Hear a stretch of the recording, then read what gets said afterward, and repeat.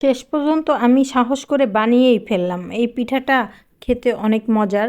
এখানে আমি রস দিয়ে দিয়েছি, তারপরে রসের সাথে অল্প একটু রস এতে হবে না, তার সাথে একটু গুড় মিক্স করে দিয়েছি যাতে রসের স্মেলটাও পাওয়া যায়, মিষ্টিও হয়ে যায়।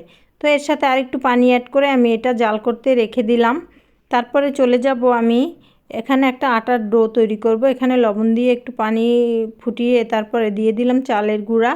চালের গুঁড়াটা ভালোভাবে নেড়েচেড়ে নামানোর আগে দিয়ে দেবো একদম ঘন করে রাখা খাঁটি গরুর দুধ। তো এই পিঠা সহজে কেউ সাহস করে না একা বানাতে, কারণ এই পিঠা বানাতে 2-3 জন মানুষ লাগে। তো আমি সাহস করে বানিয়ে ফেললাম। দেখতে পাচ্ছেন আটাটা হালকা ঠান্ডা হয়ে এলে আমি মথে নিলাম।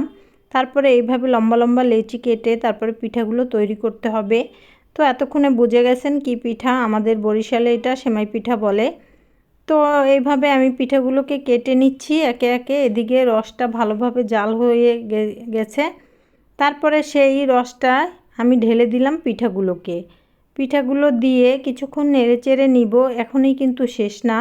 অবশ্যই ভিডিও ভালো লাগলে লাইক কমেন্ট শেয়ার করে দেবেন। এই পিঠা কেউ কখনো একা বানায় না, আমি ছোটোবেলা থেকে দেখেছি মা চাচিরা 2-3 জন মিলে কেউ আটা ছেনে দিত, কেউ লম্বা লম্বা লেচি কেটে দিত, কেউ পিঠা কাটতো, এইভাবে করে বানাতো। তারপরে এই যে দিয়ে দিলাম একদম ঘন দুধ। শর্টটা দেখে বুঝতে পারছেন এটা খাঁটি গরুর দুধ, একদম জাল দিয়ে ঘন করে নিয়েছি। তারপরে দিয়ে দিলাম, দিয়ে কিছুক্ষণ নেড়েচেড়ে, পিঠাটা কিন্তু খেতে অনেক মজার ছিল।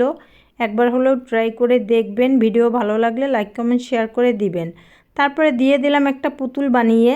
তো আমার মা ছোটোবেলায় এরকম পুতুল বানিয়ে দিত আমাদেরকে। সবাই ভালো থাকবেন, আল্লাহ হাফেজ।